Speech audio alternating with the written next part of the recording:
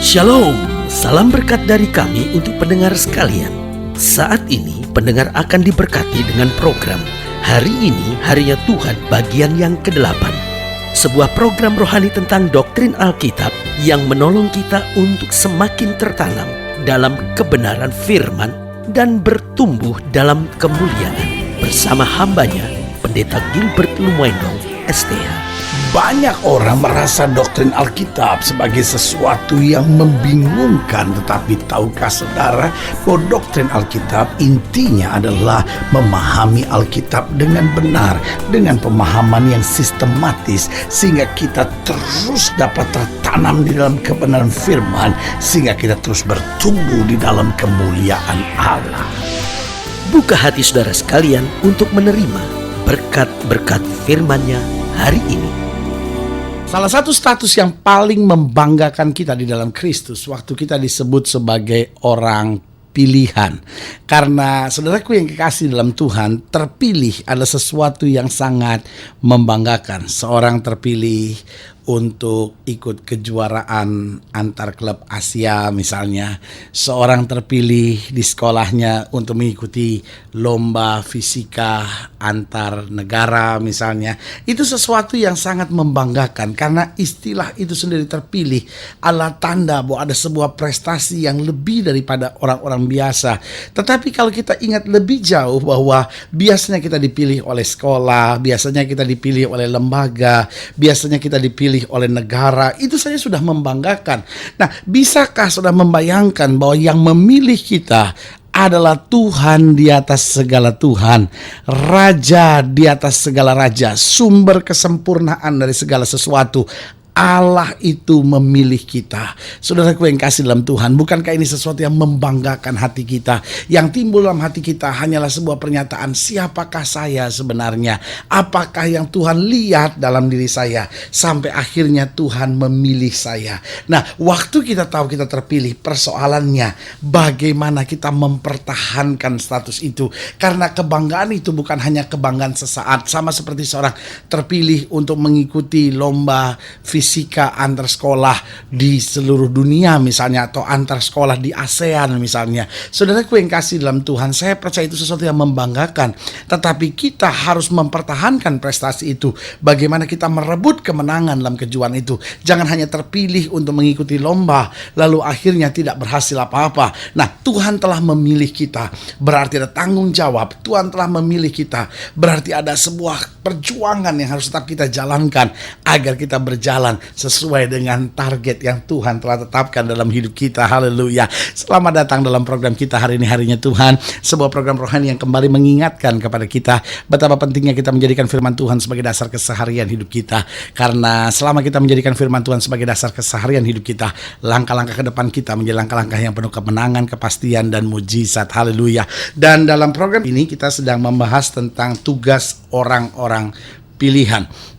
Berarti setelah kita dipilih oleh Tuhan, Allah menyempurnakan kita, Allah melengkapi kita, Allah menguduskan kita, Allah memberi kuasa kepada kita. Makanya Alkitab bilang kalau Roh Kudus turun ke atas kamu, kamu akan menerima kuasa. Tapi setelah dipulihkan oleh Tuhan, dipersiapkan oleh Tuhan, Allah tidak akan biarkan kita begitu saja. Karena setelah kita dibersihkan, dipulihkan, dikuduskan, lalu diberi kuasa, maka otomatis ada tugas yang diberikan buat kita untuk menjalani tanggung jawab kita sebagai orang pilihan. Nah, persoalannya seringkali inilah yang tidak disadari oleh banyak orang. Dia bangga akan statusnya, saya orang terpilih. Tetapi dia orang terpilih yang tidak menjalankan tugas sebagai orang-orang pilihan. Nah, hari ini itu yang sedang kita pelajari dalam 2 Tesalonika 2. 2 Tesalonika 2 ayatnya yang ke-13. 2 Tesalonika 2 ayat yang ke-13 ini yang kita pelajari. Akan tetapi kami harus selalu mengucap syukur kepada Allah karena kamu saudara-saudara yang dikasihi Tuhan. Sebab Allah dari mulanya telah memilih kamu untuk diselamatkan dalam roh yang menguduskan kamu dan dalam kebenaran yang kamu percayai. Untuk itulah ia telah memanggil kamu oleh Injil yang kami beritakan sehingga kamu boleh memperoleh kemuliaan Yesus Kristus Tuhan kita. Jadi jelas dikatakan untuk itulah. Jadi ada tugas bahwa ia telah memanggil kamu oleh Injil yang kami beritakan sehingga kamu boleh memperoleh kemuliaan Yesus Kristus Tuhan kita. Sebab itu berdirilah teguh. dan berpeganglah pada ajaran-ajaran yang kamu terima dari kami, baik secara lisan maupun secara tertulis. Dan Ia, Tuhan kita Yesus Kristus dan Allah Bapa kita, yang dalam kasih karunia yang telah mengasihi kita dan yang telah menganugerahkan penghiburan abadi dan pengharapan baik kepada kita, kiranya menghibur dan menguatkan hatimu dalam pekerjaan dan perkataan yang baik. Nah, saudaraku yang kekasih dalam Tuhan, berarti dalam ayat-ayat bacaan ini kita melihat ada tugas dari orang-orang pilihan yang seringkali kita pikir bahwa keberadaan sebagai orang pilihan itu sebuah ucapan syukur. Betul, itu sebuah ucapan syukur. Tetapi saudaraku yang kasih dalam Tuhan, perlu ada tugas yang kita jalani. Nah, apa tugas sebetulnya orang pilihan Tuhan? Yang pertama, coba saudara lihat ayat yang ke-13, dikatakan, akan tetapi kami harus selalu mengucap syukur kepada Allah karena kamu saudara-saudara yang dikasihi Tuhan, sebab Allah dari mulanya telah memilih kamu untuk diselamatkan dalam roh yang menguduskan kamu dan dalam kebenaran yang kamu percayai. Berarti yang pertama dikatakan tugas orang pilihan yaitu mempercayai kebenaran yang telah disampaikan oleh Kristus. Karena Kristus itu sendiri kebenaran. Berarti kalau kita percaya kepada Kristus, otomatis kita hidup di dalam kebenaran itu sendiri. Nah, kita nggak bisa bilang bahwa kita orang pilihan kalau kita masih mau jalan dengan cara dunia. Kita nggak bisa bilang kita adalah orang pilihan kalau kita mau hidup dalam ketimpangan dunia, kepalsuan dunia, kemunafikan dunia. Berarti kita adalah orang yang tidak konsisten pada apa yang kita percayai. Kalau kita dipilih oleh Tuhan, berarti kita dipilih untuk kebenaran dan dipilih oleh kebenaran dan kita dipilih di dalam kebenaran. Berarti sekarang saudaraku yang kasih dalam Tuhan, kita harus hidup di dalamnya. Jadi yang pertama tugas orang pilihan yaitu mempercayai kebenaran dan kemudian hidup di dalamnya. Saudaraku yang kasih dalam Tuhan, dunia hari-hari ini sedang mempercayai dusta. Dunia hari-hari ini sedang mempercayai kenikmatan. Dunia hari-hari ini sedang mempercayai keuntungan dan hidup di dalam itu, hidup di dalam dusta, hidup di dalam kenikmatan, hidup di dalam keuntungan, sehingga fokus hidupnya hanya mencari apa yang nikmat, apa yang menguntungkan, apa yang bisa saya cari untuk kepuasan. Tapi saudaraku yang kasih dalam Tuhan, hidup Kristen adalah hidup yang berbeda sekali. Karena kita tahu kita telah dipilih, artinya dipisahkan dari dunia ini. Untuk apa? Untuk berjalan dalam kebenaran. Kenapa kita harus berjalan dalam kebenaran? Karena dunia ini sedang berjalan dalam kehancuran. Tapi Alkitab berkata orang yang melakukan kehendak Allah akan tetap hidup sampai selama-lamanya. Dan ketika kita dipisahkan, kita dipilih untuk apa? Untuk hidup di dalamnya. Berarti kita punya tugas untuk menjadi terang bagi dunia, untuk membawa kebenaran ini kembali kepada dunia dan menyeret dunia dari segala kehancurannya dan membawanya pada terang kemuliaan Kristus. Haleluya. Berarti yang pertama tugas orang percaya yaitu mempercayai kebenaran dan hidup di dalamnya. Yang kedua, coba lihat ayat yang ke-15. Di ayat yang ke-15 dikatakan, sebab itu berdirilah teguh dan berpeganglah pada ajaran-ajaran yang kamu terima dari kami, baik secara lisan maupun secara tertulis. Berarti yang kedua saya pelajari di sini tugas orang pilihan ayat yang ke-15, sebab itu berdirilah teguh. Berdirilah teguh, berdirilah teguh. Nah, saudaraku yang kasih dalam Tuhan, ketika kita dipilih oleh Tuhan untuk dipisahkan dari dunia, artinya untuk hidup berbeda dari dunia, bukan berarti kita orang-orang eksklusif yang tidak mau bergaul dengan dunia. Salah besar. Kenapa? Karena kita memang dipanggil dari dunia, dipisahkan dari dunia, tapi untuk dikembalikan menjadi berkat, menjadi terang di tengah dunia.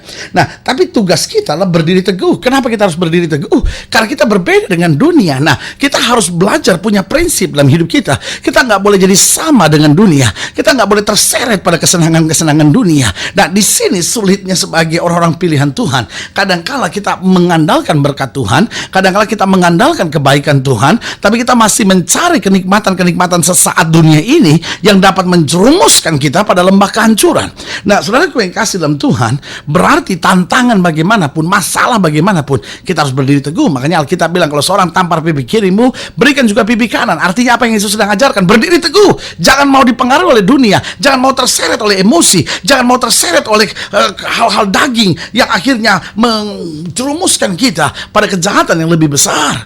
Alkitab berkata, kalau orang menganiaya kamu, berdoalah bagi mereka. Artinya apa? Berdiri teguh, jangan mau terpengaruh dengan apapun. Kita masih punya tugas, kita masih punya tugas, kita masih punya tugas. Dan tugas kita adalah untuk mengabarkan Injil Kristus. Tugas kita adalah untuk membawa terang di tengah dunia yang gelap. Dan tugas kita adalah untuk mengembalikan orang-orang yang telah terhilang di rampas setan ini, untuk berjalan kembali ke sorga, rumah Bapa yang kekal. Haleluya. Yang ketiga, tugas orang pilihan. Jadi yang pertama, mempercayai kebenaran. Yang kedua, berdiri teguh, berdiri teguh. Saudaraku yang kasih dalam Tuhan, tantangan boleh datang, masalah boleh datang, jangan goyah, tetap berdiri teguh.